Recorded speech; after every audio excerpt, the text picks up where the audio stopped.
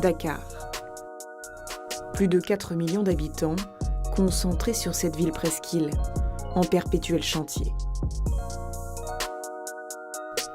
Dans la capitale intramuros, les maisons basses disparaissent peu à peu et laissent la place à des immeubles. Plus d'offres de logements, mais une demande encore plus forte. Conséquence, les prix ne cessent d'augmenter. Une tendance qui n'est pas prête de ralentir. Enquête sur un marché en plein boom qui exclut de la propriété les classes populaires. Abakar est diplômé d'un master en économie. Depuis 2 ans, il produit des parpaings pour les chantiers. Il gagne entre 250 000 et 500 000 francs CFA par mois. Actuellement, je ne pourrais pas acheter ici, surtout avec l'inflation qui est maintenant au Sénégal. Vous pourriez acheter où, par exemple, avec votre salaire? Avant Thiès ou à Thiès. Thiès, à plus d'1 heure du centre-ville de la capitale. Alors qu'à l'échelle du pays, 2 Sénégalais sur 3 sont propriétaires, ils sont à peine la moitié à Dakar. 97% des habitants n'ont pas de revenus fixes et 18% seulement ont un compte en banque, donc sont en capacité d'emprunter. Dans son agence, Ahmed Lo scrute le marché. Depuis 5 ou 6 ans, on a constaté effectivement qu'il y a une certaine fièvre spéculative. Acheter un logement avec 3 chambres à Dakar, voilà ce que cela coûte. 273 millions pour un appartement au plateau, 250 millions sur la pointe des Almadies et 150 millions au Sacré-Cœur. Dans ces quartiers centraux, les prix ont doublé depuis 2017. Pour les quartiers périphériques, il faut par exemple compter 50 millions pour un appartement à Rufisque, 40 millions pour le nouveau pôle urbain de Diaminadio qui accueille les ministères et autour de 21 millions pour une maison à Sangalkam et Bambilor. Les prix à la vente, les prix de sortie des appartements ou bien des villas sont d'abord déterminés depuis l'achat du foncier. Le foncier, c'est-à-dire le prix du terrain, c'est le problème principal. Dans le centre-ville, les terrains disponibles sont de moins en moins nombreux à cause de la pression démographique. Et même en périphérie de la capitale, trop peu sont constructibles, car 95% appartiennent au domaine national, c'est-à-dire à l'État, qui n'accorde des titres de propriété qu'au compte-gouttes. Depuis 2000, le prix du mètre carré dans la ville a été multiplié par 3 en moyenne. Une explosion des prix qui favorise l'immobilier de luxe dans Dakar intramuros. Il n'y a pas d'autorité de régulation et du coup ça fait qu'il y a des montées en fait, de prix. Et ce que les Sénégalais font, c'est de pouvoir justement essayer de trouver d'autres poches où les prix sont un peu plus accessibles. Ces poches, plus accessibles, elles sont ici, à Sangalkam, Bambilor, Tivaouane Peulh et même jusque dans les terres agricoles des Niayes. Peu de promoteurs investissent ces zones.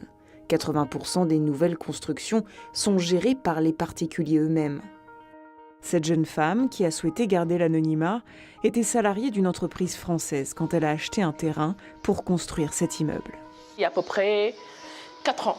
Ici, je pense que c'était la première maison. Et quand on a commencé à construire, ça a commencé à pousser comme des champignons. En 2019, le terrain de 175 mètres carrés était vendu à 24 millions de francs CFA. Si le foncier était relativement accessible, la construction était-elle hors de portée pour la plupart des budgets? Car aux grosses œuvres, il a fallu ajouter de nombreux frais. Les finitions, en fait, ça peut aller jusqu'à, je pense que c'est aux alentours de 150 millions. Tout ce que vous voyez là, en fait, tout vient de l'étranger. L'électricité coûte cher, le carrelage coûte cher. La plupart des matériaux utilisés sur les chantiers sont importés et leur prix ne cesse de grimper. Mamadou Mbaye est agent immobilier depuis 15 ans. Il nous emmène dans un immeuble qu'il commercialise dans le quartier Liberté. Il n'y a pas un projet aujourd'hui qu'on va à Dakar où on n'a pas 30% d'étrangers. Et qui achètent? En général, ce sont des Maliens, des Guinéens, donc des Ivoiriens et les Sénégalais de la diaspora aussi, 10 à 15% pour le mettre en location. Dakar, grâce à son image de stabilité, attire les investisseurs de la région, responsables pour beaucoup de la spéculation immobilière.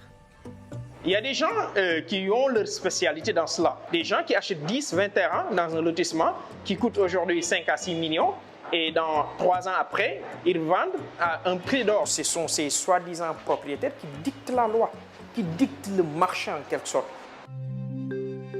En 2017, Makhtar Diop rentre à Dakar après 10 ans aux États-Unis.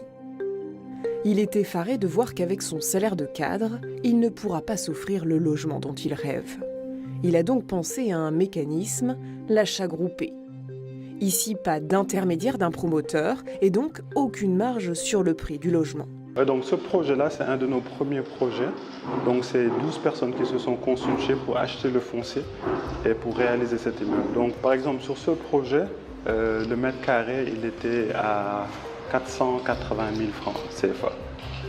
Dans la zone, sur des projets similaires, vous serez au minimum entre 700 et 800 000 francs le mètre carré. Donc là, vraiment, ils l'ont eu au prix coûtant. Notre objectif, c'est d'offrir un appartement à au moins 30 ou 40% moins cher que le marché. Mamadou Mbaye, lui, regrette la grande époque des projets immobiliers de l'État, gérés par des organismes comme la SICAP. Jusqu'aux années 80, on pouvait acquérir une maison grâce à la location-vente. J'ai un vieux que j'ai reçu récemment, il me dit que moi je l'ai acquis au niveau de la SICAP, moyennant 2500 francs par mois. Vous voyez un petit peu? Mais depuis la libéralisation du secteur au début des années 2000, l'État et des organismes comme la SICAP ne parviennent plus à produire des maisons à bas coût. L'État ne joue pas son rôle totalement. Il faut penser à ce Sénégalais lambda qui a du mal à joindre les deux bouts. Cette personne doit être logée. Sur la Corniche, ce building haut standing doit être livré à la fin de l'année. Propriété de l'État qui compte louer des appartements luxueux et des bureaux. Une politique de logement pour les plus pauvres n'est pas à l'ordre du jour.